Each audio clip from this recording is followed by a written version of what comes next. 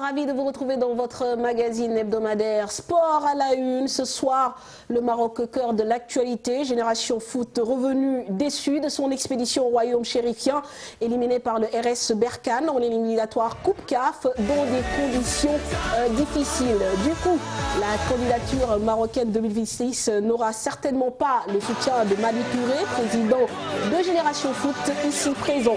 Le Maroc qui va tenter de réussir le coup de deux pour l'Afrique et accueillir un mondial qui passera pour la première fois de 32 à 48 équipes en 2026. Quelle chance face au trio américain composé des États-Unis, du Mexique et du Canada. C'est notre débat du jour auquel nous convions nos deux confrères ici présents. Ablaye Thiam, rédacteur en chef de Sud Quotidien et président de l'ANPS, mais aussi un confrère guinéen, producteur d'émissions dans son pays, Sega Diallo.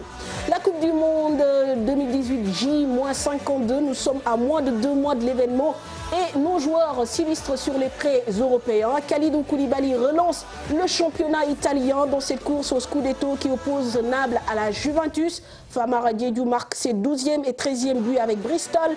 Et puis Pape Alioune Ndiaye qui ouvre son compteur but avec Stoke City. Ligue 1, décidément, ce sont des semaines à oublier pour Génération Foot qui, après le RS Berkane, a plié l'échine cette fois-ci devant Teungueth FC. Une défaite qui relègue le club de Madi Touré à la 3e place. Le Giraffe de Dakar confirme sa montée en puissance. Il est désormais seul leader de ce championnat. Dans le mode également, nous parlerons de basketball avec deux clubs de révélation, Debalok et Izeg. Pourquoi deux équipes arrivées de la deuxième division arrivent à s'illustrer en National 1. Nous en parlerons avec Mamadou Gueye Dipabi, adjoint de l'équipe nationale sénégalaise de basket masculin. En fin de mag, comme tous les lundis, nous retrouverons Mamadou Ndiaye, bien sûr, dans les buzz du web. Voilà pour le sommaire. Merci de votre fidélité. Bienvenue à tous.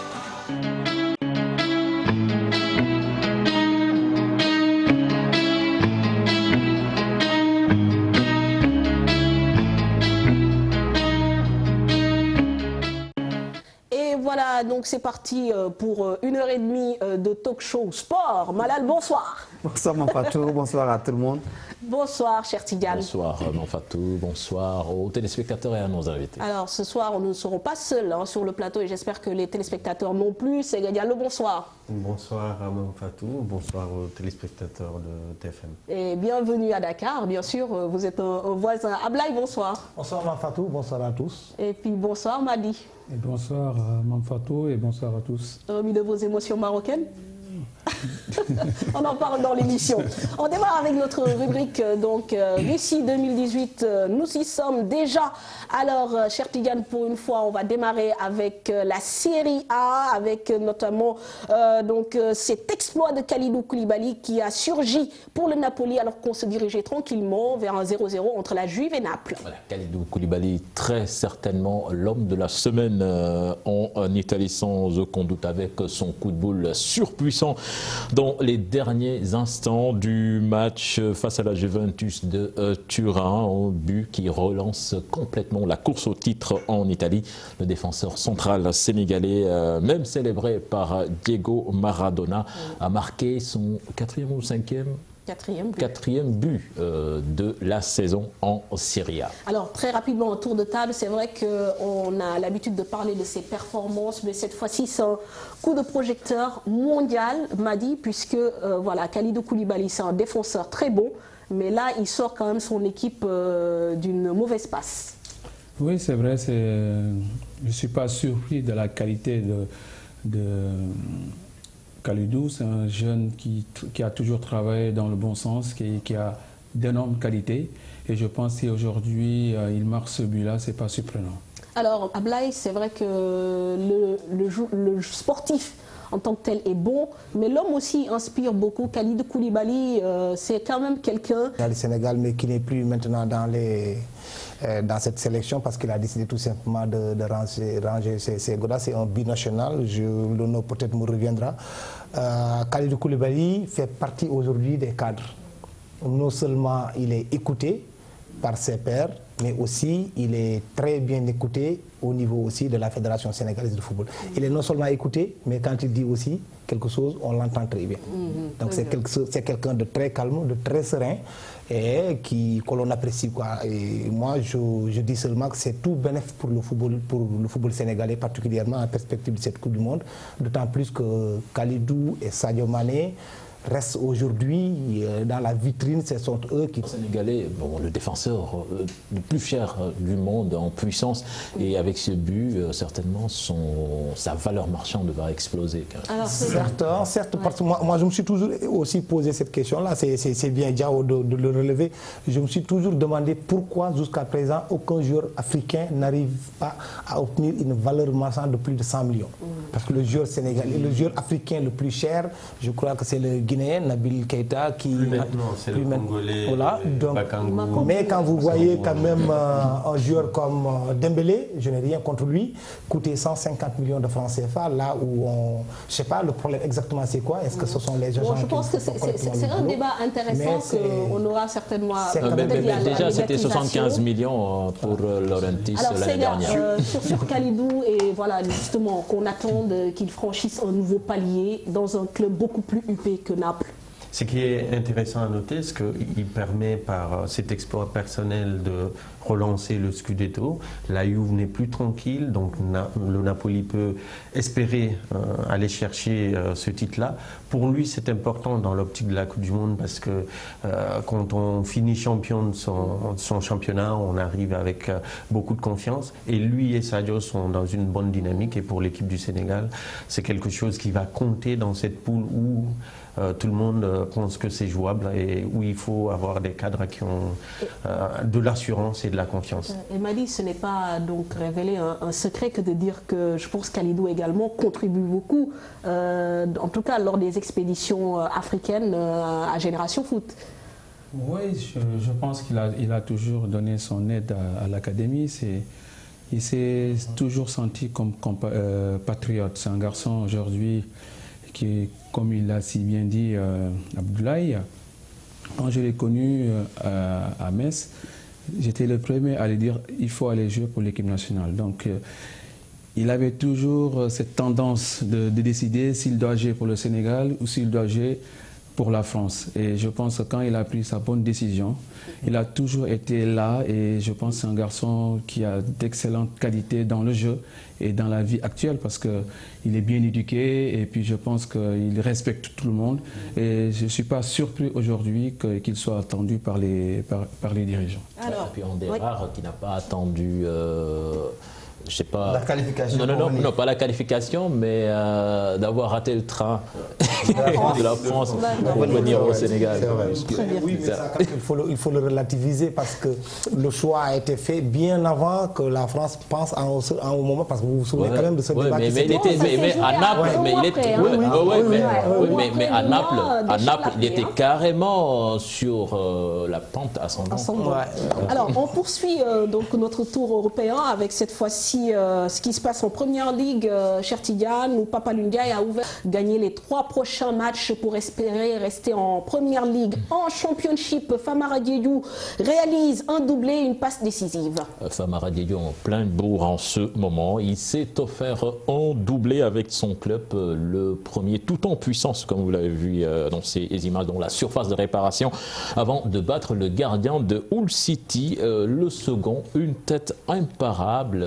On n'oubliera pas également la passe décisive de Famara Diédhiou dans ce match avec 11 scores de 5 buts partout. Alors là, je vais quand même interpeller le journaliste Abdoulaye Thiam qui suit un peu les performances de nos attaquants. Il sera difficile quand même pour Aliou Cissé de ne pas penser à ces perfs de Famara Diédhiou pour en tout cas la sélection au moins de ces 30 joueurs parce que comme le disait Chertigan, il est en pleine bourre.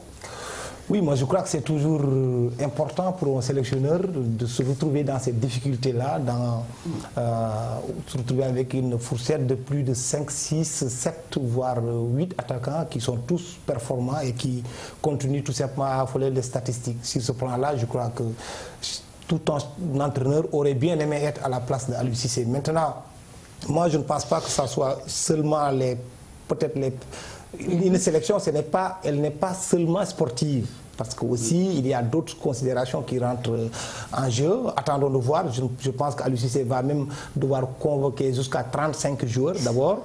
Et après, on verra ce qui va se passer lors de ce stage à Vittel et l'écrémage qui se fera. Ouais. J'ose espérer tout simplement qu'il n'y aura pas de regret, en tout cas quand il fera le choix sur ces 23 jours. Alors Madi, je sais que votre combat, c'est souvent de demander aussi à ce que les joueurs locaux soient intégrés en tout cas dans le giron de cette tanière. Mais quand on regarde par exemple un attaquant comme Famara qui marque quand même 12 buts, même si c'est en championship, il peut revenir dans cette tanière normalement. Oui, il peut revenir dans sa tanière, mais il faudra aussi dire que Aliou Cissé a déjà son groupe. Donc bon, là je dis à Blaise d'aller à 35. Je pense qu'aujourd'hui, vu que les places sont excessivement très chères, pour libérer tout le monde, c'est de convoquer, je pense, ces 23 joueurs pour qu'il n'y ait plus de polémique. Ouais, mais quand même, plus de pression. Mais quand même, de pression. Avec ces performances, et on sait qu'il y a de la concurrence, mais est-ce que ces concurrents en font plus? C'est ça la question. Parce que quand même, je ne vais pas le nommer, mais il y a un attaquant du côté de la Turquie, je pense qu'il a marqué son premier but la semaine dernière. Ah bon, c'est pas moi qui l'ai dit. Les informations sont là. Je te disais tout à l'heure, c'est-à-dire que toi tu côtoies très bien la tanière. Aujourd'hui, il y a des joueurs, peut-être qu'on ne peut pas penser à les utiliser dans le jeu, dans une moindre mesure. On peut penser à Moussa Sow, moi je le cite nommément. Ok. Mais si vous fréquentez effectivement l'équipe nationale, vous comprendrez effectivement aussi ce que je venais de dire tout à l'heure. Une sélection d'une équipe nationale de 23 joueurs, ce n'est pas que... Là, ce n'est pas que... Là, pour Famara, il est sorti de la sélection alors qu'il n'y avait rien d'exceptionnel. Il ne faut pas aussi oublier que Famara revient de blessure et que depuis son retour, il est en train de faire des performances. Sur le plan de la fraîcheur aussi, il s'est reposé, donc il est plus frais. Maintenant, est-ce qu'Aliou Cissé, c'est lui qui disait déjà avoir une idée sur les 15 j'ai 15 joueurs, je cherche 8 autres. Je crois que 18 donc, même. Voilà. Je crois qu'il est allé jusqu'à 18. Il est allé jusqu'à 18. Maintenant, est-ce qu'il prendra le risque de faire revenir un joueur comme Famara Diédhiou? Moi, je crois que c'est toujours la question qu'on va se poser en tant que journaliste. C'est tout à fait logique. Il y a certains même qui pensent à Demba, qu'on dise que oui, compte tenu de son expérience, c'est bien d'amener un joueur d'une telle trempe dans une phase finale de Coupe du Monde. Mais ce dont je suis sûr aujourd'hui, moi, je pense qu'Aliou Cissé, il va convoquer pas 23. Il y en a certains qui pensent qu'en partant pour une Coupe du Monde, parce qu'après, quand il sera obligé d'écarter certains jours, ça peut créer... c'est douloureux. C'est un moment douloureux. Et il y en a d'autres qui préfèrent aussi élargir la fourchette. Et pourquoi pas des réservistes, en prendre 5 ou 6 réservistes?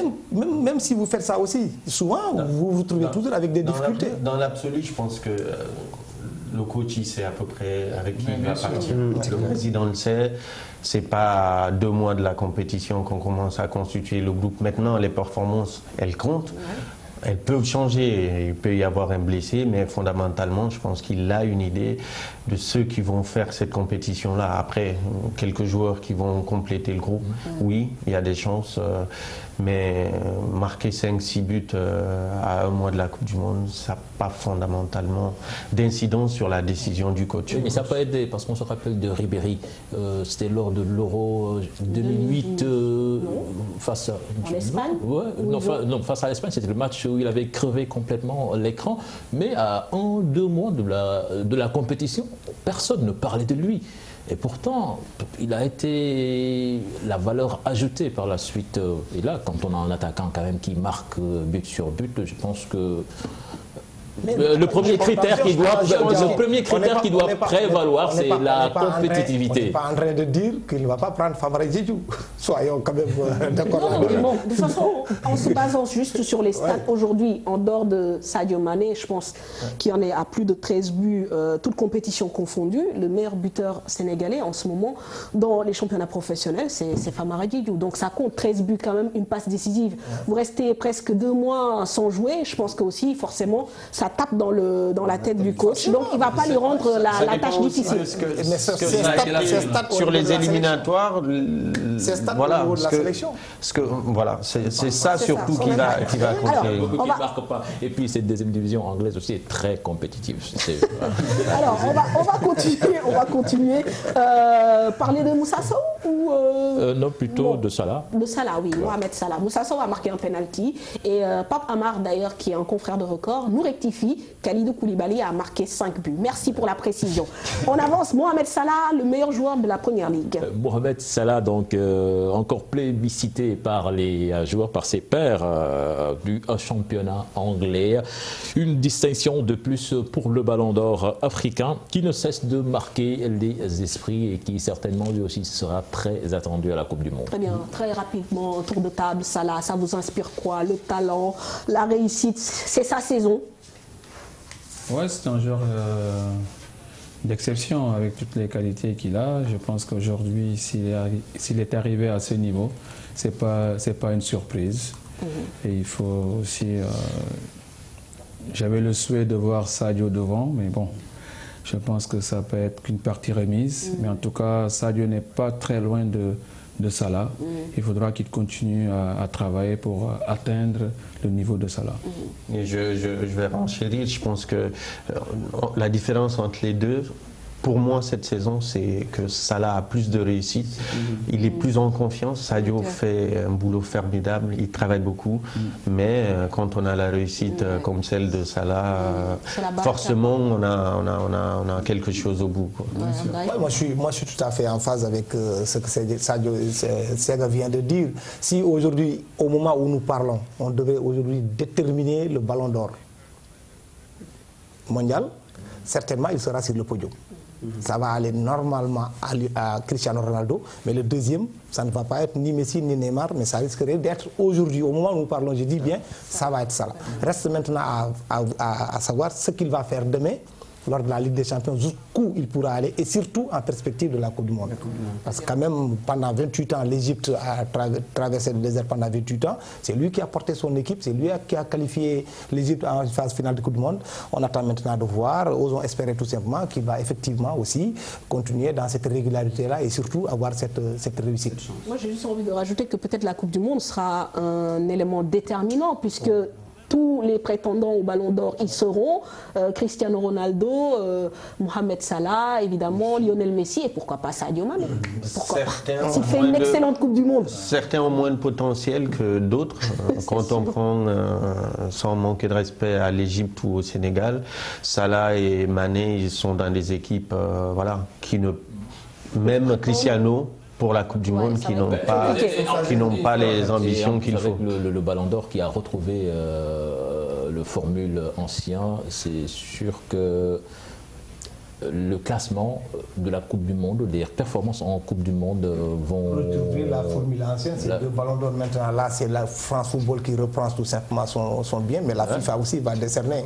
Oui, mais the best, c'est au niveau du collège, c'est au niveau du collège électoral que c'est pas aussi médiatisé, mais l'ancienne formule est revenue à France Football, et là, ça va beaucoup peser. La Coupe du Monde va énormément peser. Voilà, donc Russie 2018, nous y sommes déjà. C'était donc votre rubrique pour faire part des actualités de nos professionnels ici et ailleurs. On va à présent parler de la compétition africaine avec cette désillusion de Génération Foot qui, mercredi dernier, s'est inclinée, comme vous le savez, devant le RS Berkane 2-0. Une expédition qui n'a pas été de tout repos pour les Grenats.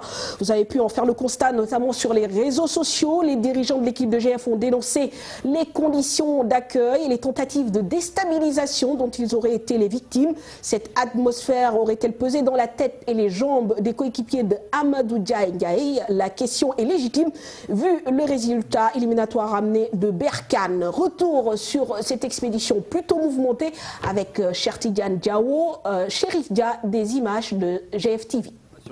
Le chemin de croix commence dès l'instant que la délégation de Génération Foot débarque à Ouja, à une trentaine de kilomètres de Berkane. Le bus de la discorde irrite les responsables.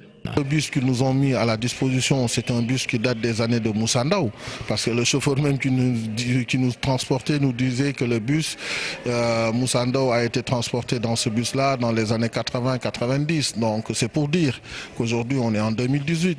Et en plus de ça, par rapport à la logistique, ils mettent une voiturette à notre disposition. Ça, c'est un manque de respect de la part des autorités marocaines. Pas au bout de leur peine, l'entraînement prévu au terrain municipal de Zaïda est annulé au dernier moment.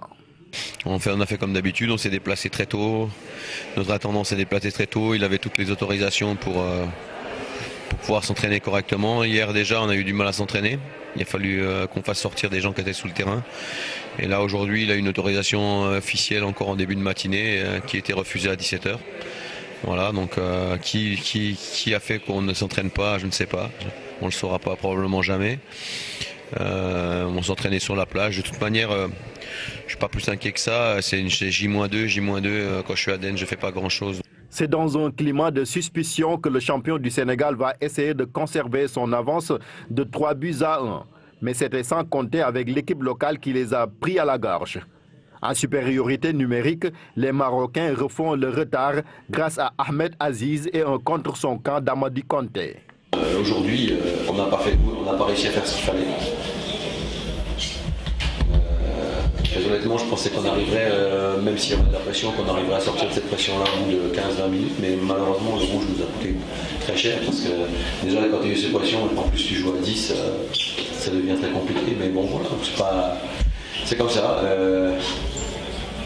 Un match de foot est parfois cruel. Et surtout cette aventure-là, c'est une aventure. Et ce que je sais, c'est que c'est le match ce soir. Je pense qu'on a été le plus ballotté, c'est ce soir. Les 6 matchs qu'on a joués. Le capitaine des Grenats ne digère toujours pas la physionomie de la rencontre. On ne peut pas donner des cartons jaunes à nous et à l'équipe adverse, ils font des fautes plus graves, ils ne les donnent pas des cartons. Des fois aussi, il faut se dire la vérité. Et on est resté 3 minutes sans avoir de ballon pour jouer. 3 minutes sans ballon dans un match de foot, c'est aussi un peu grave. Même à la fin, c'est moi qui sortais pour aller prendre les ballons. La parenthèse africaine fermée, Génération Foot devra désormais se concentrer en championnat et en Coupe nationale pour espérer retourner en Afrique.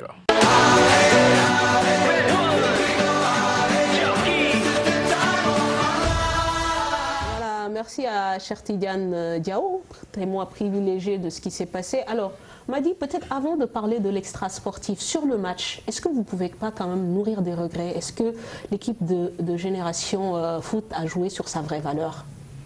Non, l'équipe n'a pas joué sur sa vraie valeur, ce qui s'est passé, mais moi, j'ai été vraiment très surpris.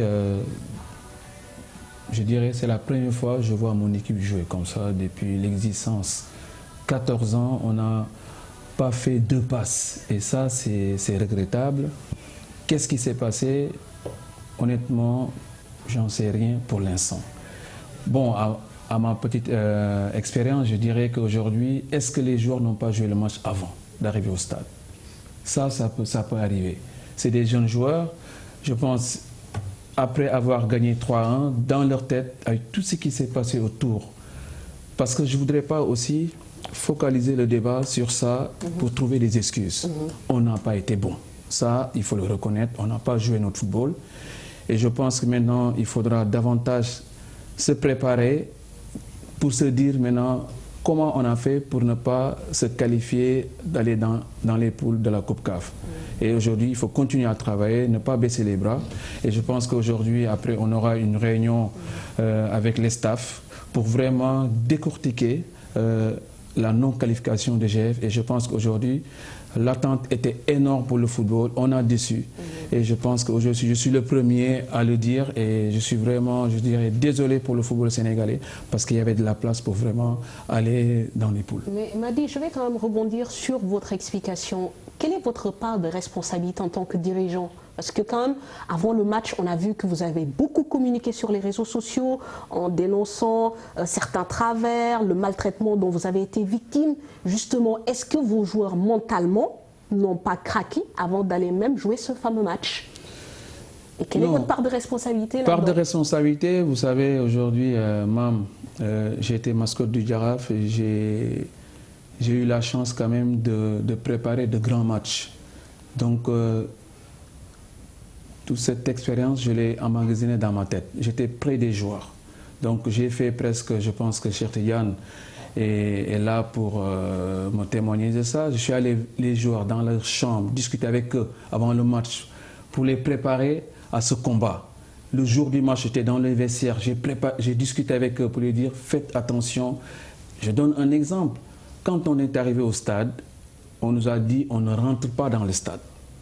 Donc j'ai dit aux dirigeants ne faites pas de boucan, on va descendre. On nous a descendu dans la rue. On était dehors, en dehors du stade. Et ça, je ne l'ai jamais vu à l'heure actuelle dans le football. Donc avec ça, mais les joueurs étaient tellement déterminés, même avant l'échauffement, parce que quand on est rentré dans le stade, on a entendu des cris de singes. Donc tout ça, ça ne les a pas déconcentrés. Mais au coup de feu, le sifflet, quand l'arbitre a sifflé, j'étais étonné, parce que moi, on avait la confiance, j'étais étonné. Justement, bon, je ne sais pas, on n'en a pas parlé. Vous avez parlé de la prestation de vos joueurs, mais il s'est passé aussi une chose, je ne sais pas si ça a vraiment joué, mais il faut le dire qu'avant le match, la moitié de l'effectif était atteint de diarrhée. Bon, ça c'est vrai. Je ne sais pas. Et certains beaucoup plus sévères que les autres. On n'en a pas parlé dans la presse, mais physiquement il y a eu 5 joueurs, c'est vrai. L'éliminatoire de la Coupe du Monde, je crois que l'équipe nationale du Gabon avait vécu la même situation. Et c'était Aubameyang que j'avais entendu quand même parler de ça. C'est des expériences qui sont un peu vécues dans les pays du Maghreb, en Tunisie et au Maroc récemment. Mais ce que moi j'ai pas compris, après le match aller, on a vu la qualité du jeu qui a été proposé. C'est vrai qu'il y a eu des incidents. Je pense que Perrin n'a pas été aussi à la hauteur de l'enjeu. Un entraîneur, ton équipe peut rater 30 minutes, une mi-temps, mais 90 minutes complètement à côté, c'est quand même difficile à expliquer. Peut-être qu'il n'est pas habitué, peut-être qu'il n'est pas habitué au football africain, peut-être qu'il n'est pas habitué à ces adversités-là et que lui-même il est sorti de son match par ricochet, faire sortir son équipe. C'est là où je voulais aussi rebondir. Permettez-moi d'insister, mais aux joueurs aussi, c'est le mental, c'est l'influx nerveux. Et aujourd'hui, les joueurs, on ne peut pas les couper du monde. Sur les réseaux sociaux, ils voient, les gens, ils parlent. Est-ce que, comme je le dis, les gamins ne sont pas sortis de leur match avant même le démarrage des 90 minutes, malgré un semblant de détermination? Mais c'est ça que j'ai dit. J'ai dit qu'aujourd'hui, est-ce qu'ils n'ont pas joué le match avant? Moi, j'ai été joueur. Si on joue le match avant, ça veut dire qu'arrivé au stade, on peut se dégonfler. Vous savez, une équipe peut fondre au commencement d'un match. On peut préparer les joueurs tactiquement, physiquement.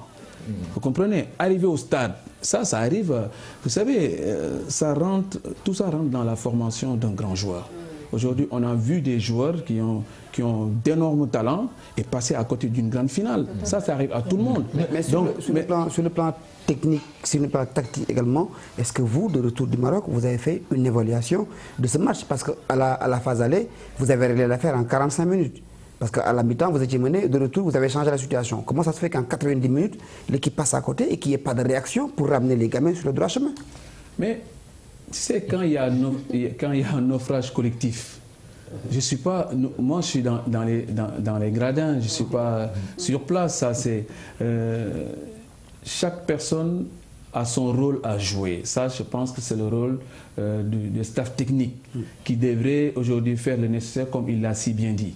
Aujourd'hui, en 15-20 minutes, quand il a vu son équipe ne pas pratiquer son football, je pense que c'est là qu'il fallait changer quelque chose. Bon, maintenant, je ne peux pas me mettre devant une télé. On oublie aussi qu'il y a eu l'infériorité numérique qui est arrivée très tôt dans ce match. Mais excusez-moi, mais ce qu'on oublie quand même dans cet effectif de Génération Foot, c'est pratiquement des juniors qui jouent contre des joueurs confirmés.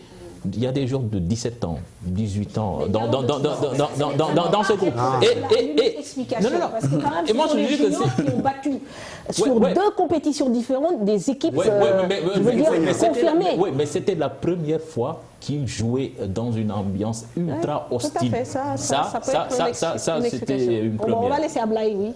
Non, mais moi, ce qui me fait le plus plaisir, c'est que le président, il accepte qu'il y a une grosse part de responsabilité sur le plan du jeu. Qu'il l'accepte. Et ce que tu viens de me dire, tout le monde sait que c'était des jeunes. Ça, on le sait. Ils ont fait un match aller ici, nous les avons gagnés et nous avions pris une bonne avance. Ce n'est pas normal qu'on puisse s'effondrer comme ça. Il y a une part de responsabilité de l'entraîneur, mais il y a une part de responsabilité de l'administratif qu'il est. Nous allons au Maroc. C'est quand même une lapalissade de dire que c'est un terrain hostile. Le Maroc, ce n'est pas l'Algérie. Le Maroc, quand même, on a des représentants qui sont là-bas, des Moussandaou. On peut faire même une mission de prospection à l'avance. Je ne peux pas comprendre qu'on se déplace tout en sachant ce qui peut nous attendre, qu'on se permette de prendre un bus qui nous a été donné par le club adverse. Génération Foot, ce n'est pas le club de Matam. Génération Foot dispose des moyens. Il peut faire une mission de prospection, descendre sur le terrain, s'il le faut même mettre en contribution l'ambassadeur du Sénégal, au Maroc, et après avoir leur propre bus. Avoir même leur propre bus. Mais justement, ce qui nous amène, donc c'est une très très bonne proposition, ce qui nous amène à parler de l'extra sportif. Parce que qu'est-ce qui s'est passé? Il n'y a pas eu d'extra sportif. J'ai dit tout à l'heure, quand même, avec ma modeste personne, j'ai l'habitude de voyager. J'ai fait combien de CAN? J'ai fait pas mal de pays dans le monde. Aujourd'hui, le haut niveau, je connais. On est parti en avance. Je suis allé, il y a une semaine à l'avance, je connais bien le Maroc. Voilà. Donc ça, c'est la première des choses. La deuxième des choses, aujourd'hui, il y a des choses qui se sont passées qu'on n'arrivait pas à mesurer, Ablaye. Aujourd'hui, non, attendez, on n'a pas pris le bus, mais aujourd'hui, c'est la réglementation qui nous oblige à arriver aujourd'hui, le même jour quand on est arrivé à Berkane. Aujourd'hui, on a fait Dakar, Casa, Oudja. On ne descend pas à Berkane. Quand on est descendu à Oudja, il y a eu ma première intention, j'ai dit à Saliou, il faut changer le bus. Il est là, j'ai dit, il faut changer le bus, on ne va pas prendre... Aujourd'hui, on a mis des gamins dans d'excellentes conditions. Ils étaient dans un hôtel de 5 étoiles. Donc, ne me dites pas aujourd'hui que oui, quand on met les gamins dans un hôtel de 5 étoiles, vous pensez qu'on n'a pas les moyens de prendre un bus. On avait réservé le bus, mais après, il y a le commissaire du match qui est arrivé. La réglementation dit, si même en prenant ce bus, on allait envoyer la facture à Berkane. On est allé dans leur siège, on a tout fait. Aujourd'hui, j'étais même à l'écart. J'ai dit, le responsable logistique a fait son job. Mais juste ce qui s'est passé, vous savez, aujourd'hui, toutes ces tracasseries avec les Marocains. Aujourd'hui, les Marocains, aujourd'hui, ce que vous ne savez pas, il est le président de Berkane, il est le président de la fédération marocaine. Ça, c'est la deuxième chose. Aujourd'hui, il est à la CAF. Aujourd'hui, il faut... Qu'il gère même la commission finance de la CAF, ça je le sais. Il faut avoir le courage de le dire. Aujourd'hui, si nous voulons franchir un palier pour le football africain, il faut que la corruption disparaisse. Tant que ces pratiques ne disparaissent pas, nous ne pouvons pas gagner de match avec les pays. Quand on parlait de corruption, donc ça sous-entend que l'arbitre a été soudoyé.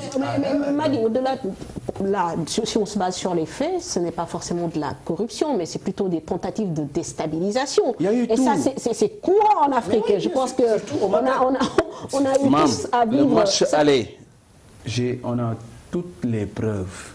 Le match aller, il y a eu tentation de corruption. Ici à Dakar. À Dakar. On a alerté et on a aujourd'hui un administrateur de l'ambassade de France, je ne vais pas citer son nom, qui est témoin. Ok? Ça, c'est la première des choses. Non, Marine, ne passez pas trop vite. Non, mais attendez, non, ce que je dis, c'est clair et net. Aujourd'hui, je vais... Qui a tenté de corrompre qui et comment? Mais le président de Berkane, le vice-président... Ici, à Dakar. Il est arrivé une semaine à l'avance. Oui, il y a eu plein de choses qui se sont passées. Mais avec ça, vous ne pouvez pas porter réserve, par exemple? Non, aujourd'hui, comme on l'a si bien dit, je suis le premier responsable. J'endosse tout. Je suis le président de GF. Aujourd'hui, je prends toutes mes responsabilités. Voilà. Je ne vais pas me focaliser sur cette élimination en cherchant des excuses. On n'a pas été bon, pour moi, j'ai dit c'est bon. On va continuer à travailler et Inch'Allah, j'ai dit que c'est que partie remise. On va revenir en Afrique. Mais toutes ces pratiques-là qu'on a connues, on a appris. Aujourd'hui, on a appris. On a appris, tout à fait. Oui, madame. Juste rebondir sur l'histoire du terrain de football. Comment ça s'est passé qu'une tierce personne vienne interrompre l'entraînement d'une équipe qui vient jouer une compétition africaine? C'est quoi l'explication qui vous a été servie? Non, l'explication, ça veut dire qu'aujourd'hui, on est un club organisé. Avant de partir, on a envoyé un courrier, on a demandé qu'on nous octroie un terrain d'entraînement.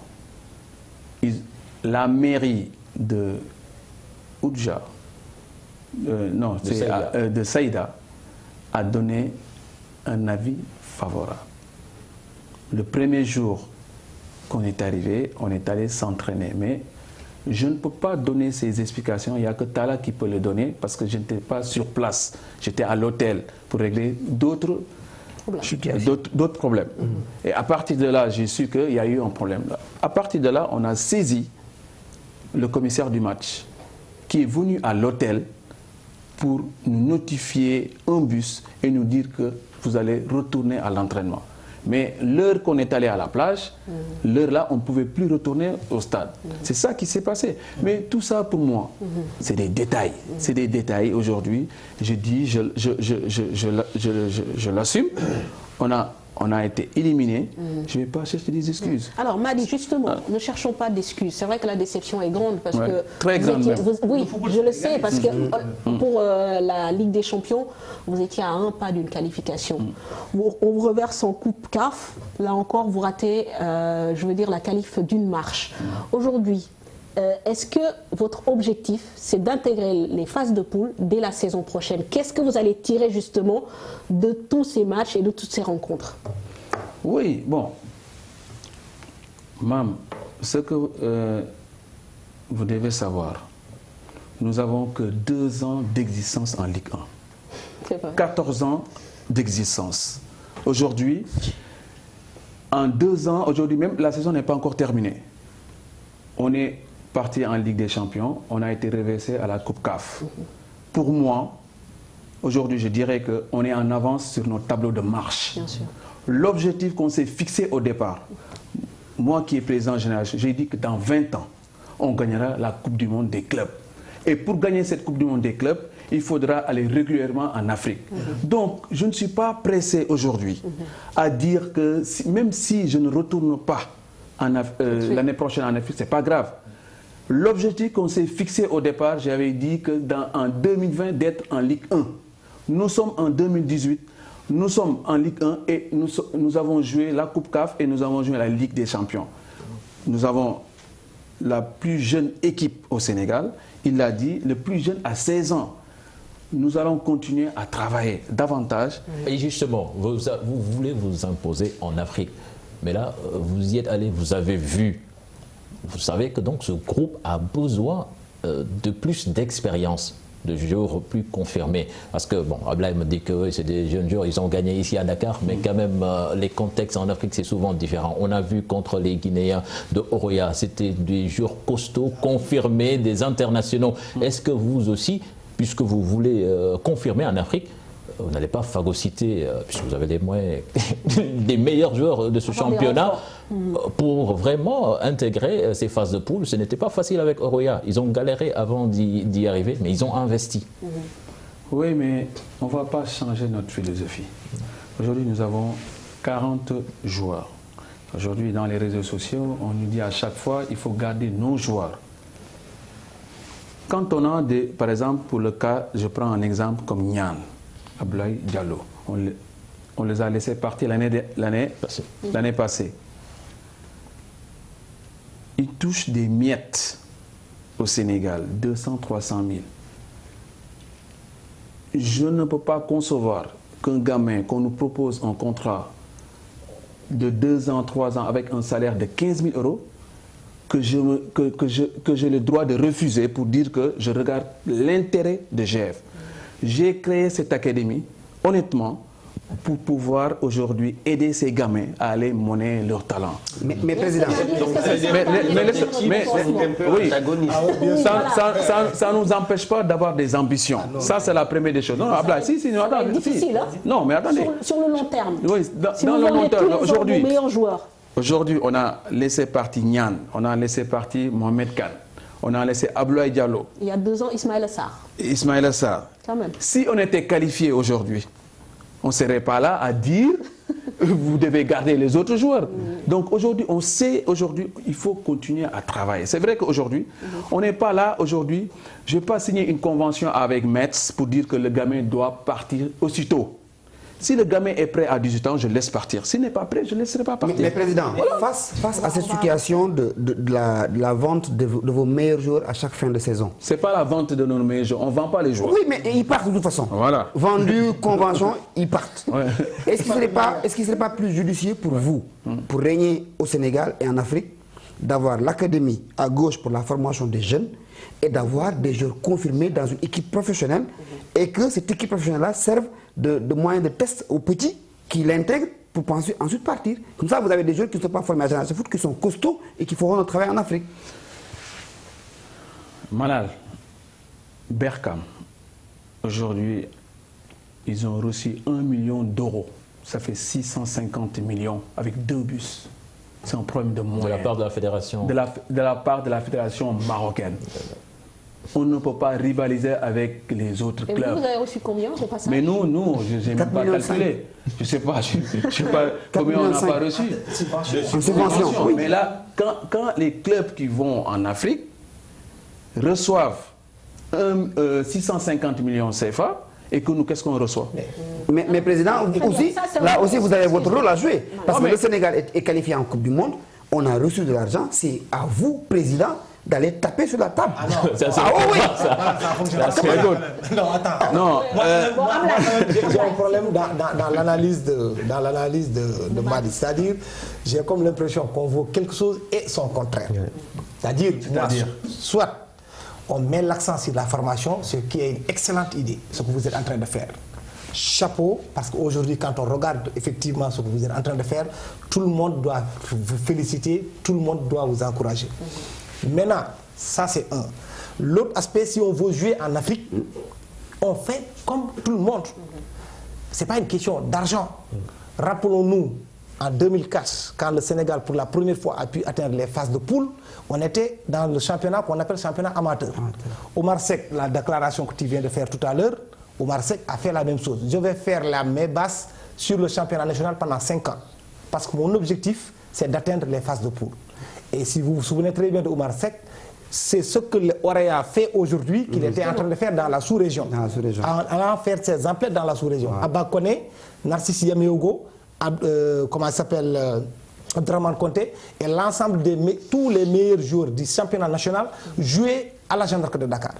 Mais c'est comme ça qu'il faut faire. Sinon, ça n'a pas de sens. Chaque année, vouloir libérer tous les meilleurs joueurs de jeu. D'ailleurs, vous ne pouvez même pas les retenir, ce n'est pas possible. Oui, c'est pour cette raison, depuis la mise en place du championnat professionnel en 2009, chaque année, nous avions un champion.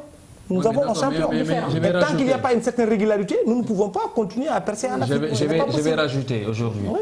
C'est mieux de laisser partir les joueurs en Europe. Parce que si aujourd'hui on n'avait pas laissé partir les jeunes, on n'aurait pas eu Sadio Mané aujourd'hui à Liverpool. Et pour servir de l'équipe nationale aujourd'hui.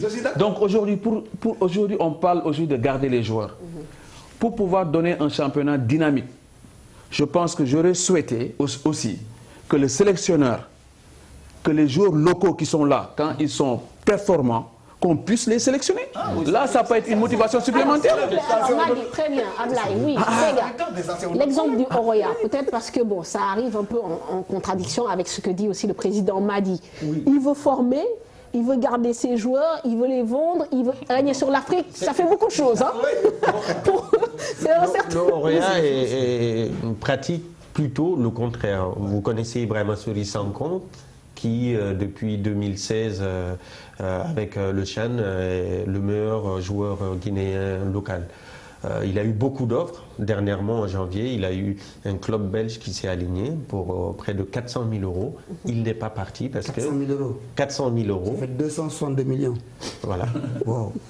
Il n'est pas parti parce que simplement le président Soiré a décidé que son objectif c'était d'intégrer les phases de poule de la Ligue des Champions. Maintenant, c'est peut-être pas l'option qui est souhaitée par le président Madi, mais il y a une chose qu'il faut retenir, c'est-à-dire que quand on veut bonifier une équipe, il faut un minimum de temps. C'est-à-dire que si Sadio était resté une année en plus, peut-être qu'il allait partir dans un club beaucoup plus important que, au lieu d'aller à Metz. Mais le partenariat, il est comme il est. Ismaël Assar est parti. Après, il a fait quelques mois, il est parti ailleurs. C'est un fait. L'important, c'est de savoir que tant qu'il n'y a pas un minimum d'expérience, comme ils l'ont vécu cette saison, peut-être la saison prochaine, il n'y aura pas 10 joueurs qui vont partir. Hein. Il y aura peut-être 3 ou 4 qui vont partir la saison prochaine. Mais tant qu'il n'y aura pas beaucoup d'expérience, ils ne peuvent pas avancer. Une intervention très rapide. Pour boucler, bon, je pense que quand même, quelque part aussi, il y a une politique de scouting qui se fait. Il y a des joueurs qui partent, mais aussi il y a des joueurs qui viennent. Par exemple, si on prend le cas de Jarjo, c'est lui le remplaçant naturel de Ibrahim Niane. Mais malheureusement pour eux, mais avant qu'il ne blesse, c'était le meilleur buteur du championnat. Il est venu, il est blessé, il n'a pas joué en Afrique. Parce que quand même dans le discours, il y a une contradiction qu'on relève. C'est-à-dire, vous ne pouvez pas retenir les joueurs parce que c'est pour des raisons économiques, comme vous le dites, socio-économiques. Mais aujourd'hui, vous avez envie quand même d'être un grand d'Afrique. Alors, à un moment donné, c'est soit vous allez recruter ailleurs, soit vous gardez vos joueurs. Mais là, on sent que vous tanguez entre deux eaux. Non, je ne suis pas un médias sociaux. Le problème, on croit à la formation. D'accord? C'est important. Ouais, on croit à la formation. Ça veut dire qu'aujourd'hui, quand on commence avec une table et 2 ballons, arriver à ce niveau-là, et aujourd'hui, je suis convaincu, parce que c'est question de principe. Aujourd'hui, on ne va pas changer de philosophie. Nous avons commencé avec ces jeunes. Maintenant, on gardera les mêmes jeunes. Si maintenant il y a la possibilité de partir, on est obligé de les laisser partir. Ça, c'est ça, mais ça ne nous empêche pas de bien former ces gamins.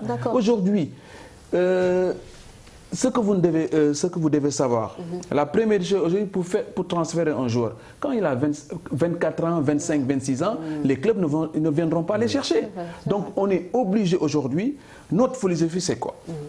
C'est les minimes qui jouent en cadet, c'est les cadets qui jouent en junior, c'est les juniors qui jouent en senior. Mais ce n'est pas dramatique. On a été éliminé, on sait pourquoi on a été éliminé. On ne va pas chercher des excuses comme j'ai dit tout à l'heure. Maintenant, on va continuer à travailler. Mais vous allez continuer avec qui? Mais avec le groupe qu'on a. Aujourd'hui, nous avons 40 Parce que les joueurs. meilleurs, ils vont partir. Est-ce que l'avenir de Perrin est garanti pour la saison prochaine? Non. Non, mais ils ne sont pas dans cette logique-là. Non, mais Perrin, c'est le manager général. Nous avons un bon staff. C'est pas qu'aujourd'hui on a été éliminé qu'on change Perrin. Ça fait 5 ans qu'il a fait un excellent travail. En dehors de Perrin, nous avons Abdoulaye Sarr. Nous avons des jeunes entraîneurs. Il y a Demambaye qui peut devenir l'entraîneur de GF dans les années à venir. Donc nous avons des perspectives. Mais on ne va pas changer notre philosophie. Aujourd'hui, nous gardons dans la formation et continuons à travailler. Et je pense que l'année prochaine, si nous arrivons à rentrer encore dans la compétition africaine, si nous devenons champions l'année prochaine, ou gagner avec mes amis du Giraffe qui sont devant, mais on va essayer de... Hein? Qu'ils aient un peu de retard, Madi, on en reparlera mais bon, justement. tout est possible. Hein? Oui, tout est possible, c'est le football évidemment, et je pense que vous êtes animé d'un esprit de grande compétition. Alors, le Maroc, on en parle, puisque justement, la position là aussi, le Maroc candidat à la Coupe du Monde 2026, c'est l'autre débat aussi de ce soir. Quelle chance face à United 2026 à 3 têtes, une candidature à 3 têtes avec les États-Unis, le Mexique et le Canada. La 5e tentative sera-t-elle la bonne? La décision finale se prendra dans moins de 2 mois, la veille de la Coupe du Monde en Russie. Mamadou Ndiaye.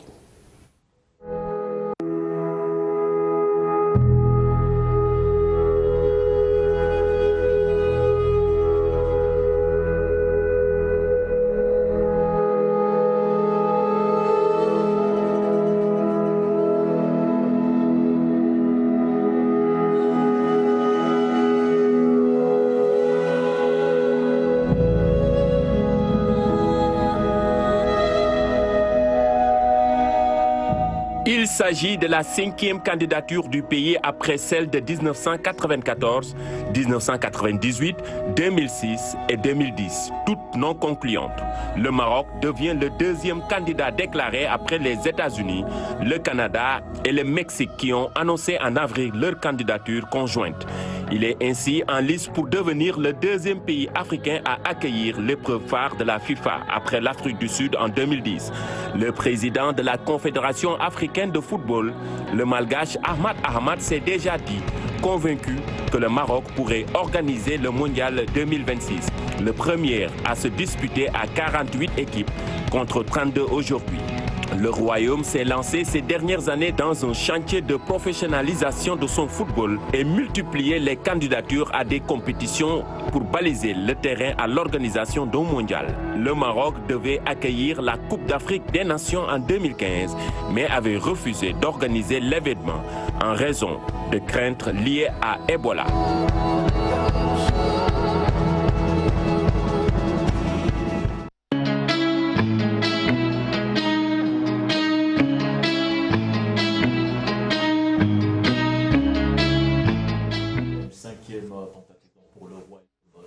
Après 1994, 98, 2006 et 2010, la task force de la FIFA, composée de 5 membres et 3 administratifs, a déjà effectué sa visite d'inspection au Maroc les 16 et 19 avril dernier. À la suite de cette visite, le comité d'organisation amené par Moulay Hafid El Alami était plutôt satisfait. Il a fait le compte-rendu de cette visite de la task force à travers une conférence de presse dont voici quelques extraits.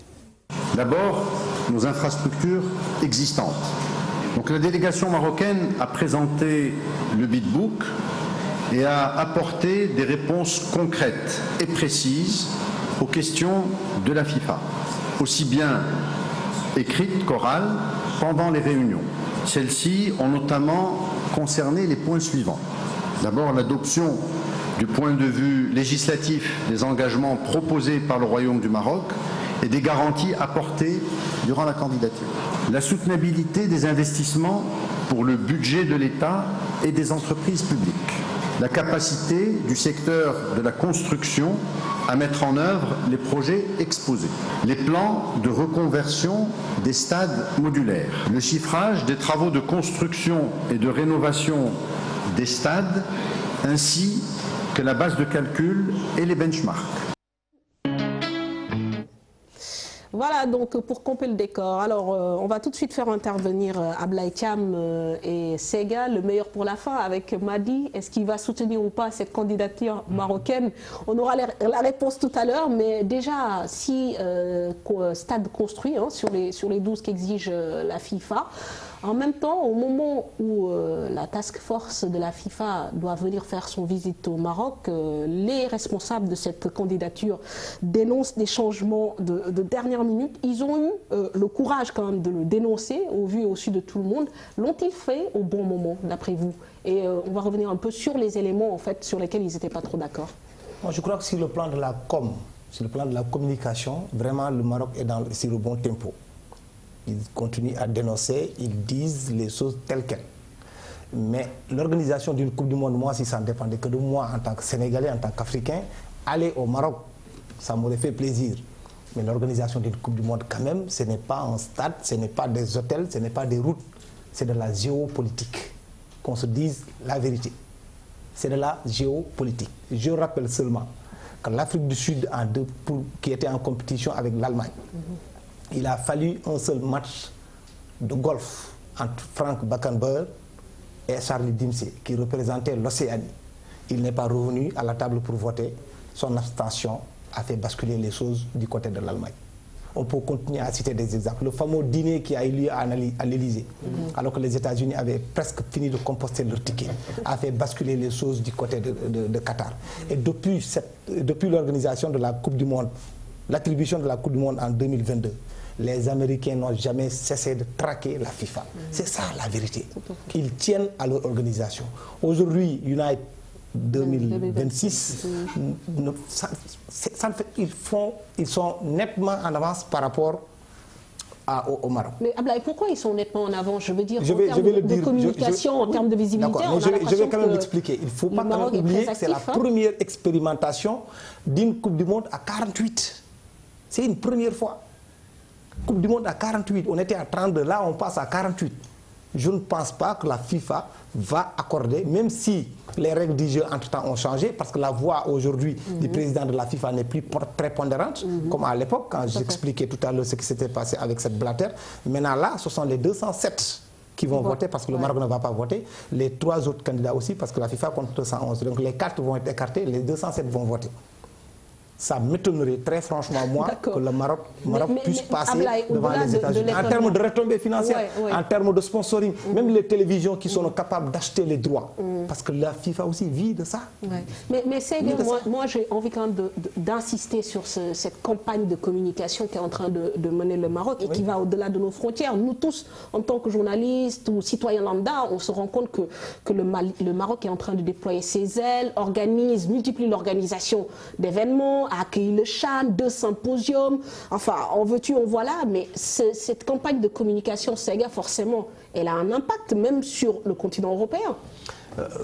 C'est vrai que cette candidature marocaine, elle a un avantage. Le fait déjà que le président ou le comité exécutif de la FIFA ne décide pas de qui va organiser cette Coupe du Monde est quelque chose de nouveau. Et donc, le Maroc joue sur ça. La chance du Maroc, c'est sa proximité avec l'Europe.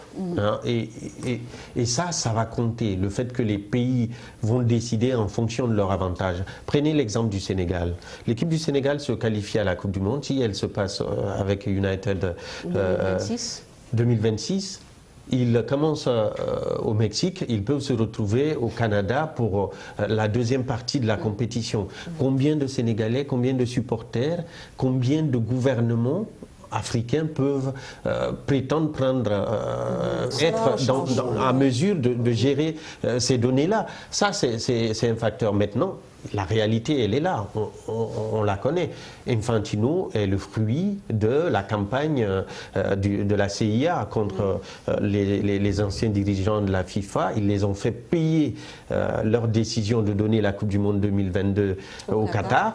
Maintenant, est-ce que Infantino a la possibilité, en activant les mécanismes qui ont été mis en place, qui ont été dénoncés par le Maroc 2026, j'ai envie de reposer un peu la même question, parce que quand on voit aussi comment Issa Hayatou a été démis de ses fonctions et que derrière il y a eu des réseaux activés, ce qui s'est passé avec la CAF, pourquoi cela ne se passerait-il pas avec la Coupe du Monde? Même si on nous parle de transparence à Blaye, c'est vrai qu'aujourd'hui on sait qu'aussi les États-Unis ont des dossiers sous le coude par rapport à cette FIFA Gate qui a existé il y a 2 ou 3 ans, qui a fait tomber des têtes, et que peut-être la seule façon de calmer donc les Américains, c'est de leur attribuer cette Coupe du Monde. Possible. Donc c'est d'où l'entrée en jeu de la Task Force, cette équipe de 5 qui vient quand même inspecter et qui peut décider ou non de la candidature du Maroc. Il ne faut pas l'oublier. De valider la candidature. Donc pour l'instant, il y a match tant que la candidature elle est validée, mais si elle n'est pas validée, l'organisation part directement à United 2026. Donc le problème de Infantino, est-ce qu'il faut prendre le risque de laisser le Maroc partir au vote et laisser l'Europe et l'Afrique faire... Infantino a l'obligation de faire gagner United 2026? Je pense que clairement c'est son objectif. Moi, dans cette affaire, moi, je pense que... Tu vas... Ça, c'est énorme. Oui. Je veux juste dire que dans l'organisation d'une Coupe du Monde à 48, le seul avantage que nous, Africains, nous pouvons gagner, c'est notre passage de 5 équipes à 9 et demi. Donc, on barragiste. Nous pouvons nous retrouver avec 10 équipes qualifiées. Mais pour l'organisation, ça va être extrêmement difficile de le soutenir. Moi, vous savez, les questions de distance, ça va se passer aux États-Unis, ça va se passer au Mexique. N'oubliez pas que l'Afrique du Sud a organisé une Coupe du Monde en 2010. L'Afrique du Sud, c'est l'autre bout du monde. C'est l'autre bout du monde. Mais pire encore, c'est-à-dire en hémisphère sud. Quand on parle de distance, c'est des distances sud-africaines. Oui, d'accord. Un match qui a lieu au Mexique et un autre qui a lieu au Canada, c'est quand même... Les deux continents, plus ou moins, sont si vous regardez l'histoire de l'organisation de la Coupe du Monde, je crois qu'il n'y a qu'une seule compétition qui a été co-organisée. Japon, Corée. Alors, et là encore, on passe encore à 3. Cette expérimentation-là, c'est important. Même l'argent, je vous assure, même la Coupe du Monde 2006, il y a certains qui pensent que c'était un mania des médias de l'Allemagne qui a fait basculer les choses. Parce qu'aujourd'hui, les Américains, quand même, ils disposent de chaînes de télévision qui sont capables de racheter tous les droits. En termes financiers, c'est extrêmement important, ça compte. J'aurais bien aimé, franchement, que le Maroc gagne. Mais apparemment, c'est cause perdue d'avance. Je suis sceptique, quoi. Je pense, en tout cas, pour l'instant, il y a des éléments qui ont été introduits à la dernière minute, selon le Maroc. C'est ça, sur le changement de maintenant, capacité de est-ce que ville, la campagne médiatique lancée par le comité Maroc 2026 va porter? Parce que Infantino aussi joue sa réélection, hein, au passage. Il y a 54 pays africains, peut-être certains pays européens qui vont très peu apprécier qu'il y ait une décision cavalière pour éliminer ou en tout cas favoriser un candidat au détriment de l'autre. Donc Infantino et son équipe... Les pays africains, est-ce qu'aujourd'hui le Maroc a le soutien des 54 fédérations? Pas des 54, mais l'essentiel des pays africains voteront pour le Maroc. Mais ça peut faire basculer au vote final, sachant que Le Gray a donné son soutien et espère également que certains pays européens vont rallier pour voter pour le Maroc. Bon. C'est l'inquiétude maintenant de l'équipe de la FIFA. Même Le Gray, ce qu'il a dit quand même, c'est relatif. Il faut faire très attention par rapport à sa déclaration. L'Arabie Saoudite vient de donner son option pour les États-Unis.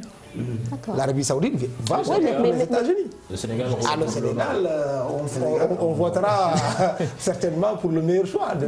Mais sur les 54 fédérations africaines, est-ce qu'aujourd'hui, oui, 55, est-ce qu'aujourd'hui on a une certitude que le Maroc a une majorité? Parce que le Maroc quand même, a beaucoup investi, faut-il le rappeler, pour séduire les ambassadeurs, voilà, les symposiums, les CAN, les CHAN, même si on n'oublie pas qu'en 2015, quand même, le Maroc nous avait mis un couteau dans le dos, non, mais parce qu'ils avaient refusé d'organiser la dernière CAN pour cause d'Ebola, on n'oublie pas. N'oublie pas quand même le score que Issa Hayatou avait obtenu face à Joseph Blatter. Regarde, à l'époque, combien d'Africains, combien de pays d'Africains avaient eu à voter pour lui? Mais Hayatou, c'est quelqu'un qui était décrié depuis un certain temps.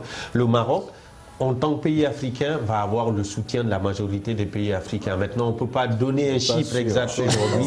Certains pays, pour des raisons géopolitiques, vous l'avez noté tout à l'heure, vont voter pour les États-Unis. Mais évidemment, si vous prenez la majorité des pays africains et une majorité de pays européens, plus des pays du Golfe, ça va se jouer sur très peu. D'où la nécessité, encore une fois, pour l'équipe de la FIFA de trancher avant d'aller au vote.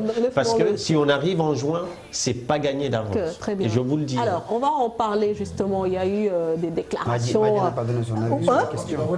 Oui, j'ai dit Madi n'a pas donné son avis. Non, Madi, parce que Madi, on a vu sa sortie dans les médias. On ne doit pas soutenir cette candidature. Il peut avoir la frustration d'un compétiteur, mais je veux savoir s'il a pris du recul quand même. Que le Maroc organise cette Coupe du Monde, c'est mieux qu'on aille jusqu'aux Amériques. Avec beaucoup de recul, honnêtement, le Maroc ne peut pas organiser cette Coupe du Monde pour diverses raisons. Déjà, la violence. Quand on parle des sports, c'est la paix. Et ce qu'on a vu là-bas, si demain, on s'amuse. Pas pour vous couper, mais la violence au Mexique, elle est endémique. D'ailleurs, c'est au Mexique, elle est endémique. Au Maroc, on peut se promener sans prendre une balle, mais au Mexique, par jour, on a au moins 50 morts. 86, attention. Non, par là, une violence. Je précise. La violence existe partout. Mais ce qu'ils ont montré, l'anti-jeu, manque de fair play, le Maroc ne doit pas organiser la Coupe du Monde. Et ça, c'est clair et net. Parce qu'aujourd'hui, Oudja, ce que vous oubliez, Berkane, c'est la frontière de l'Algérie. Tous ces délinquants qui sont autour de cette frontière vont aller après à Oudja, ce que j'ai vu. Il ne faut pas s'amuser avec le feu. J'ai rien contre les Marocains. Et qu'aujourd'hui, on soutient... Pourquoi on doit soutenir les Marocains? Ils n'ont aucun respect sur les Africains, aucun. Ils nous prennent, excusez-moi du terme, je pèse mes mots, de la merde. Et c'est pas normal. Et on doit quand même avoir de la dignité et le courage de le dire. Caresser les gens de sens du poil, il faut que ça cesse. Les Marocains aujourd'hui, ce que nous avons vu là-bas, c'est inadmissible. Mais Madi, j'ai l'habitude d'entendre que le linge sale se lave en famille. Oui, mais parce qu'à un moment donné, on ne doit pas faire nos divergences pour soutenir cette candidature marocaine. Non, mais parce que c'est l'Afrique. C'est vrai que c'est l'Afrique. Je n'ai pas été éduqué à être hypocrite. Je dis ce que je pense. Je ne suis pas favorable à la candidature du Maroc. Parce que rien n'est clair. Quand il y a la corruption d'un président, aujourd'hui je le dis, c'est des corrupteurs. Un corrupteur ne peut pas organiser une Coupe du Monde. En parlant de corruption, certains peuvent penser le fait que les chaînes de télé américaines proposent beaucoup d'argent pour acheter les droits au cas où United 2026 passe, c'est aussi assimilé à de la corruption. Mais ça se passe comme ça. Attention, ça se passe toujours comme ça. On s'est battu pour que Issa Hayatou parte. On s'est battu. Aujourd'hui, rien n'a changé. Aujourd'hui, ce qui est déplorable de le dire, le siège de la CAF se trouve où? Ok. Maintenant, les réunions se font où? Au Maroc. Tout se fait au Maroc. Vous trouvez ça, c'est normal? Tout se fait au Maroc. Donc, il y a un problème. Donc, arrêtons. Aujourd'hui, en tout cas, en tant que président, je sais que ma voix n'est pas importante. D'accord? Mais c'est mon combat. Mon combat, c'est quoi? Il faut que la corruption disparaisse une fois pour toutes pour qu'on puisse avancer. Par contre, le Maroc aujourd'hui a tout pour organiser, tout. C'est un beau pays. Ils sont mais aujourd'hui, leur pratique, non, je dis leur pratique ne me conviennent pas. Oui, mais la corruption, quand même, c'est pas l'apanage du Maroc. Non, mais quand je parle de corruption, je parle en général. Hein. Oui, d'accord. Voilà. Donc, prendre la corruption pour dire que le Maroc ne devrait pas organiser. Non, allez-y aux États-Unis ou bien allez-y. Je n'ai pas dit, c'est juste. Oui, ils le prennent pour la merde. Tu as dit tout à l'heure entre Mais c'est vrai. Mais quand même, au président des États-Unis a osé dire que tous les pays africains, c'est de la merde. Oui, mais c'est la merde, ça, c'est les Américains. Voilà, non, il a dit. Mais Ablaye, il a osé le dire en public. Mais par contre, les Marocains ne le disent pas en public, mais ils le font en douce. C'est ça que je n'aime pas. Est-ce que vous pensez que la menace des poursuites américaines contre des officiers de la FIFA ne pèse pas. va peser dans la décision? Il y a ça, il y a l'argent aussi qui a été mis sur la table par la puissance américaine. Il y a tout ça. Et il y a aussi les droits télé dont on va parler tout à l'heure. Parce que ça aussi, ça fait partie des sources qui font vivre la FIFA. Donc si je vous entends bien aujourd'hui... Et le passage de 32 à 48, c'est important. Je ne pense pas qu'on va donner à l'Afrique l'occasion de montrer toute l'étendue de son talent. Je crois. Si vraiment la FIFA veut mettre un terme à cette injustice-là, il faut continuer à imposer un tour-over. La rotation. Pour permettre progressivement à chaque continent de pouvoir organiser. Il n'y a pas de logique. C'est une fois dans l'histoire de cette Coupe du Monde. C'est que le président dit, ce que on fait tourner, on doit mesurer des deux projets aujourd'hui, lequel est le plus viable pour la compétition et pour le football. Pour moi, en tant que fan du foot, je suis allé au Brésil regarder la Coupe du Monde, j'ai pris du plaisir, même si c'est un grand pays. Mais imaginez traverser 3 pays pour suivre la même compétition. Pour les journalistes, il faut multiplier les équipes par 3 ou 4. Mais ça fait du tourisme aussi. C'est peut-être bien, mais ce n'est pas viable pour la compétition. Ce n'est pas la Coupe du Monde seulement qu'il faut regarder, c'est le public. La compétition, ce n'est pas seulement la FIFA et les équipes qui participent, mais c'est les personnes qui viennent participer à la fête. Et à ce niveau-là, la candidature United 2026, elle n'est pas viable. Très bien. À mon avis. Voilà, merci. Bon, on sera bien vite fixé d'ici 4 semaines et quelques, moins de 2 mois. Même bien avant. Si le Maroc est éliminé. D'accord. Si le Maroc ne compétit même pas, en tout cas, bon, quand on regarde un peu les tendances qui se dégagent, le Maroc part quand même avec un peu de retard sur United 2026. En tout cas, moins de chance. Ouais. Voilà, on va parler à présent de la Ligue 1 avec la 22e journée. Cher Tidiane, et là aussi, ce n'est pas... voilà. Mauvaise opération. Mauvaise opération d'abord pour la Sonacos battue à Louga. par le Ndiambour 2-1. Le Jaraaf tient le bon bout et devient seul leader de ce championnat grâce à sa victoire devant l'US Ouakam 2-0. Les Verts et Blancs qui ont 8 points d'avance sur le champion en titre. Et puis les Gabelous accèdent au podium grâce à leur victoire face à NGB 2-1 qui restait sur 4 succès consécutifs. On fait le point avec Aïssatou Païfal. Le grand gagnant du week-end s'appelle le Jaraaf de Dakar. Les Verts et Blancs ont dû attendre la deuxième période pour venir à bout des Wakamois. Hassan Mbodj à la 56e minute et Youssouf Paye dans le temps additionnel ont marqué le but du club de la Médina. Jaraaf avec 41 points a désormais 3 longueurs d'avance sur la Sonacos. Pourtant, ce sont les hommes de Cheikh Gueye qui avaient ouvert le score suite à une grosse bourde du portier du Ndiambour Oumar Ngalasek. Ce dernier permet à Ibrahima Fati d'ouvrir la marque à la 23e minute. Les Logatois égalisent grâce à Momodou Sek à la 41e minute, juste avant la pause. Les Ndiambour obtiennent un penalty et prennent un avantage définitif dans cette rencontre. La Sonacos perd au plus mauvais moment dans la course au titre. Bon, li ma ci gën a amal solo rek mooy la première mi-temps parce que dugal nañu but mais avec la manière parce que dama daan wax gone yi man je préfère perdre un match que de mal jouer. Aujourd'hui, ils ont bien joué parce que quand même aussi mené par la Sonacos en première mi-temps nga dab ko ba mener score, c'était pas du tout évident. Mais loolu lépp soo ko njàngatee da nga koy delloo ci xale yi ñooy jàmbar quoi. On a perdu parce qu'on n'a pas été mauvais aujourd'hui.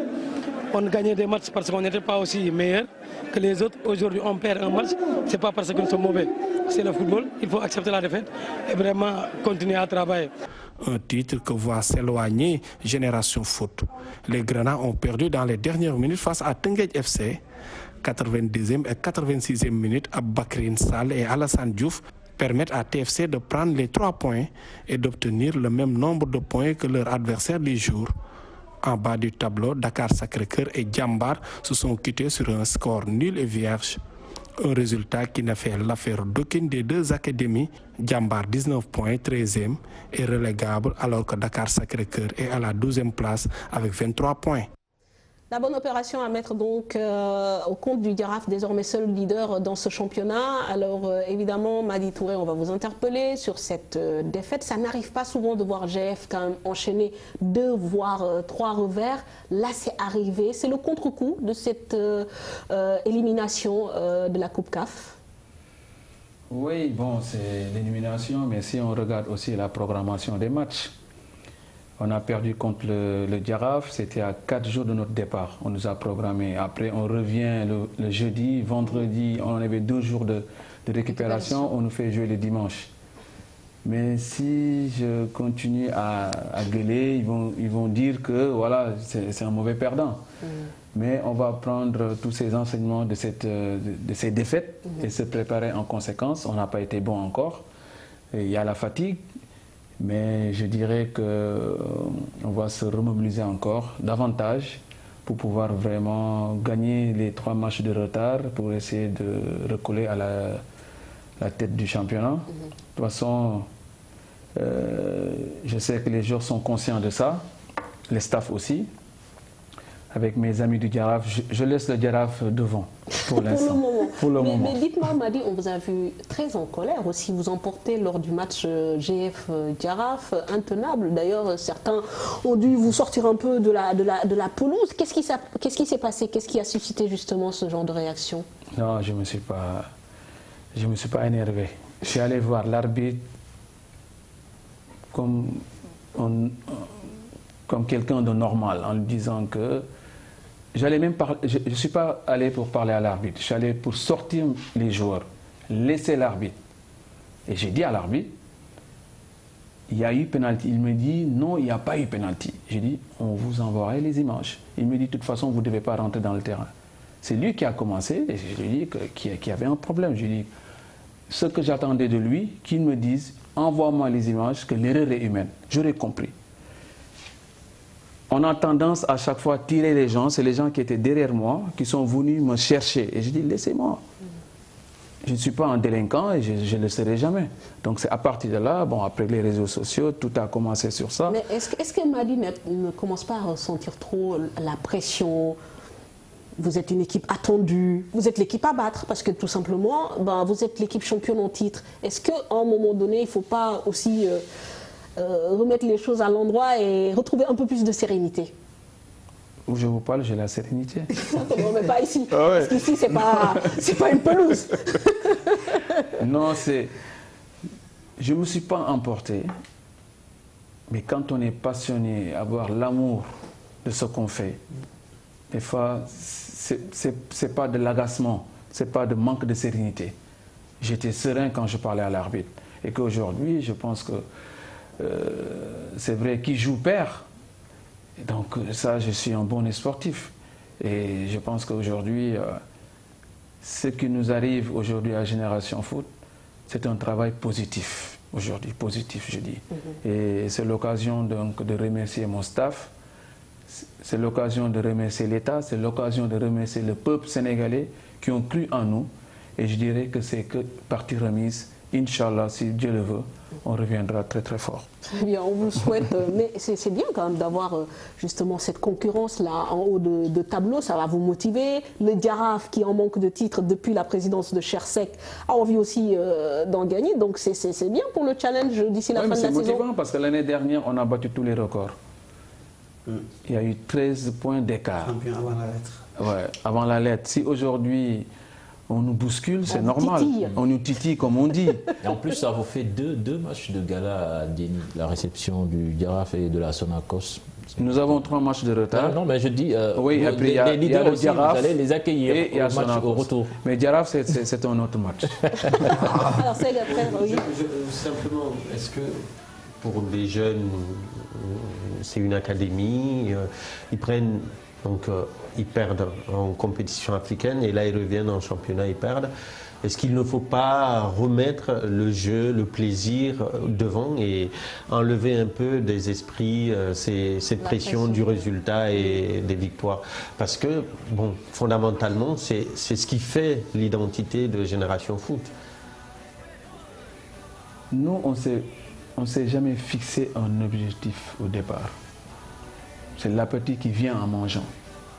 Au départ, j'ai dit on joue le carré d'as. Je n'ai jamais dit au début du championnat on va être champion. Mais l'appétit vient en mangeant. Donc aujourd'hui, c'est vrai qu'on a été premier du début jusqu'à la 18e journée. Il y a eu la fatigue, c'est des jeunes joueurs. Et ça, je le comprends. C'est des hauts et des bas. Et je pense que maintenant, les joueurs le savent. Ils doivent maintenant revenir dans leur meilleur niveau pour pouvoir vraiment maintenant terminer en beauté le championnat.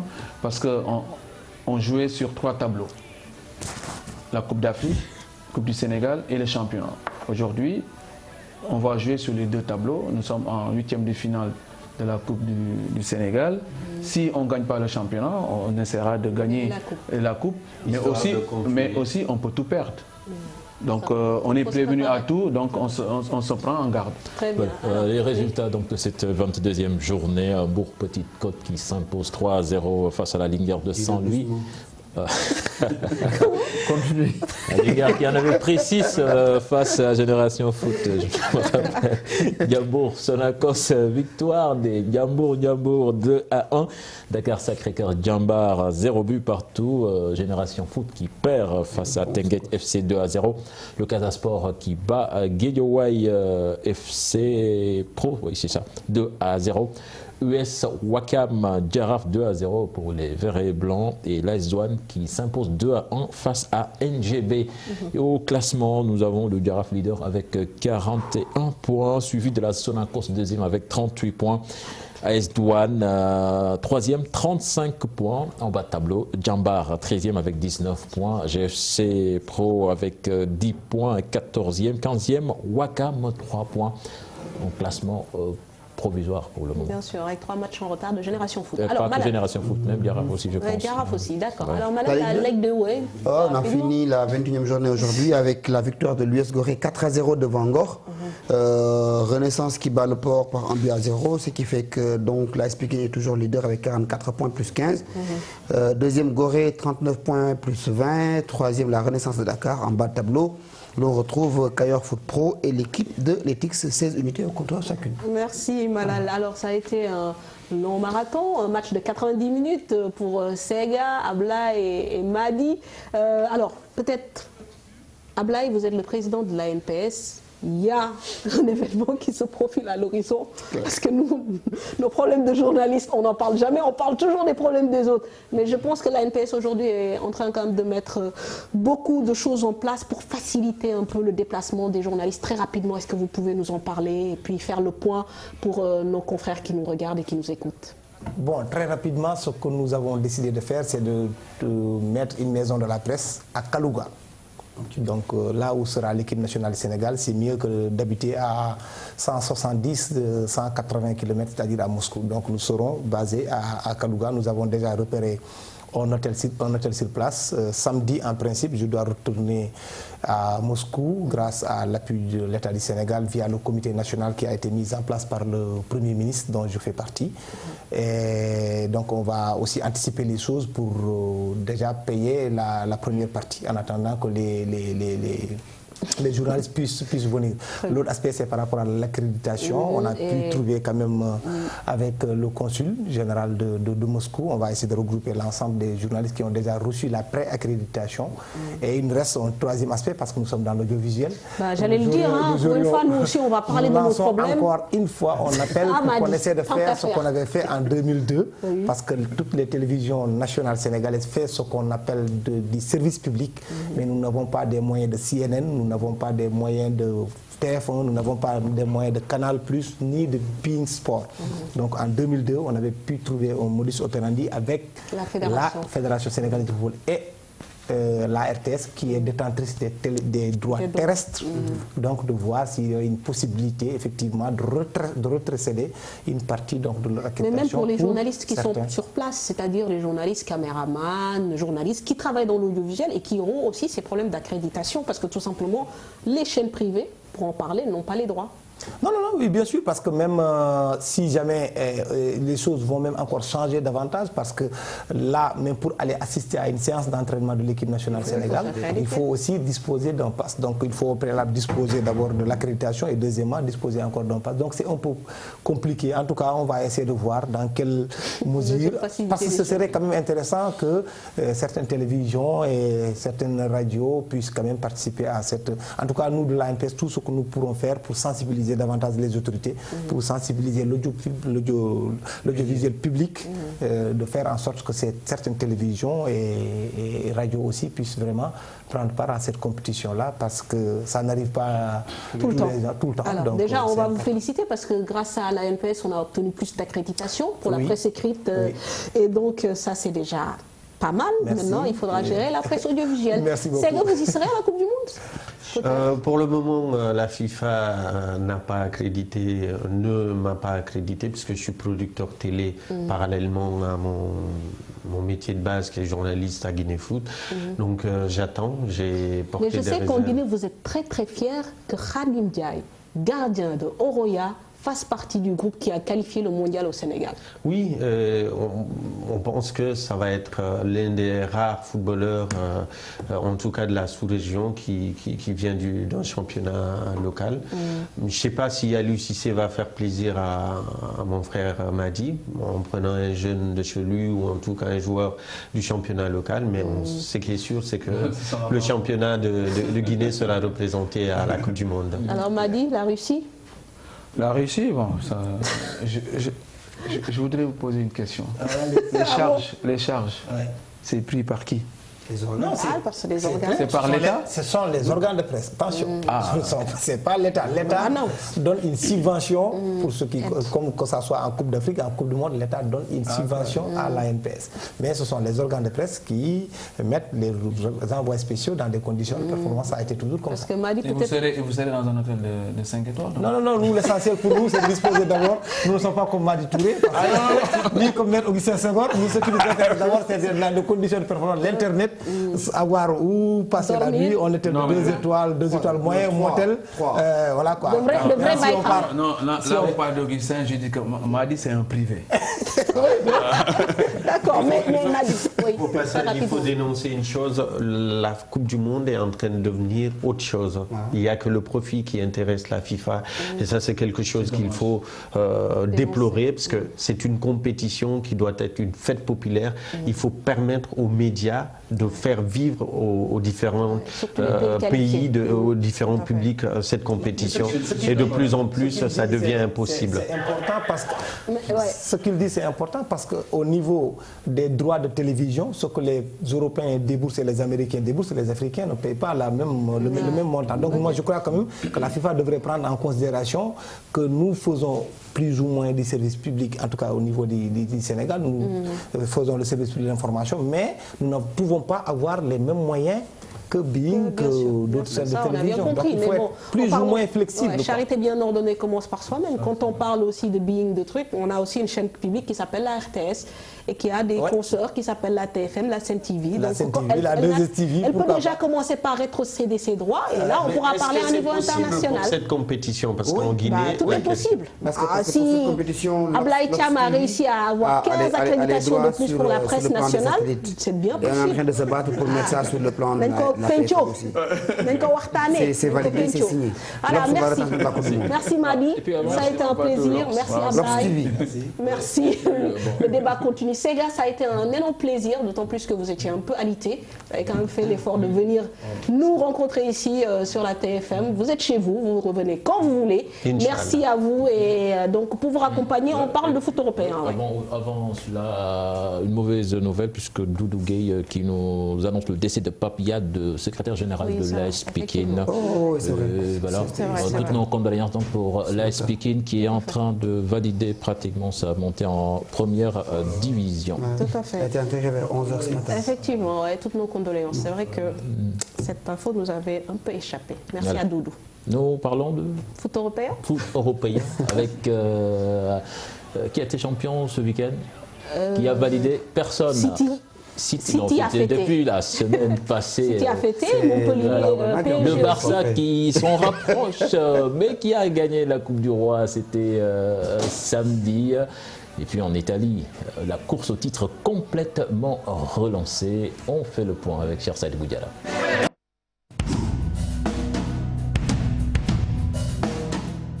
C'est à Turin que s'est produit la grosse sensation du week-end. Le Dauphin Naples y est allé